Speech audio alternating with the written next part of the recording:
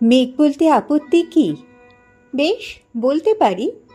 ছাতের ওপর মেঘ দাঁড়াতো ফুল পিসিমার বাড়ি। গ্রীষ্ম ছুটি চলছে তখন। তখন মানে কবে? আমার যদি 14, মেঘের 16-17 হবে। ছাদের থেকে হাতছানি দিত, ক্যারাম খেলবি? আয়। সারা দুপুর কাহা তো কার ক্যারাম খেলা যায়। সেই জন্যে জোট চুরি হয়। হ্যাঁ, জোট চুরি হতো।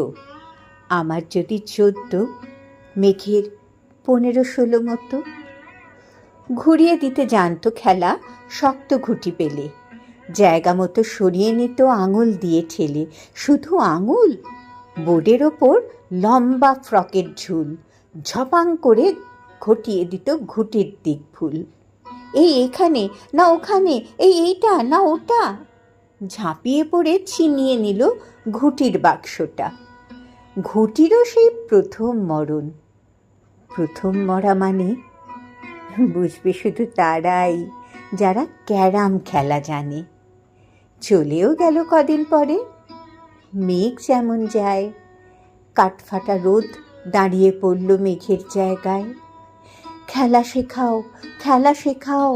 হাপিত্যেশ কাক কলসিতে ঠোঁট ডুবিয়েছিল, জল তো পুড়ে খাক।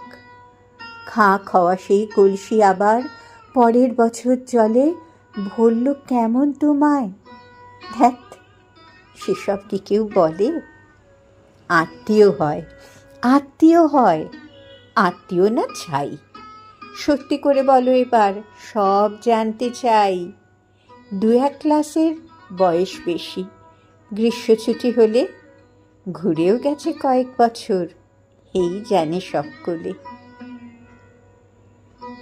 আজকে দগ্ধ গ্রীষ্ম আমার, তোমায় বলতে পারি।